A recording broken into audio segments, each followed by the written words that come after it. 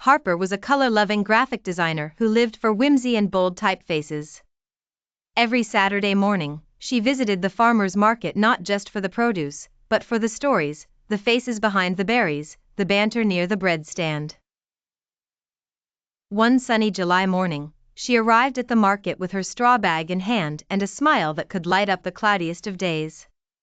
As she strolled between stalls, she admired the vibrant array of fruits and vegetables that resembled a living painting. The market was her sanctuary, a kaleidoscope of colors and voices that inspired her creative spirit. Harper stopped at a berry stand where Mr. Anderson, a jovial man in his 60s, was arranging pints of juicy, ruby-red strawberries. "Good morning, Harper. Are you ready for the freshest berries in town?" he called cheerfully.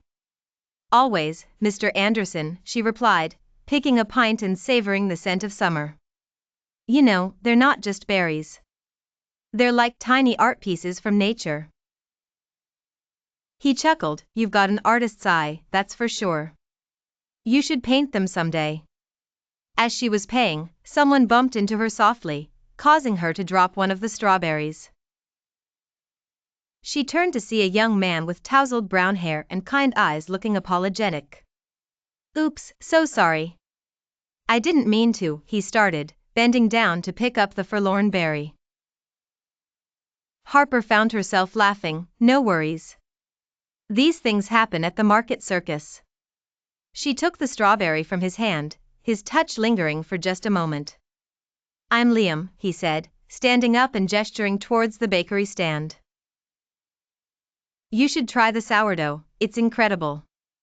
Intrigued by his sincerity, Harper followed Liam to the bread stand where the scent of freshly baked goods filled the air. They exchanged pleasantries with the baker and each bought a loaf. As they continued walking through the market, Harper and Liam shared stories about their lives. Liam was a musician struggling to find his breakthrough, blending melodies inspired by the nature he adored. Music and design, what a combo, Harper mused, reveling in the unlikely connection they had found amid the bustle of the market. They arrived at a stand selling wildflowers. Harper picked a bunch that matched the lively colors she loved. "These would look fantastic on my desk, almost too pretty to forget the real world," she said, her eyes sparkling. "I think they'd make any desk look like it belongs in a fairy tale," Liam replied, admiring her enthusiasm. As they parted ways, Liam handed Harper a slip of paper with his number scribbled beside a sketch of a musical note.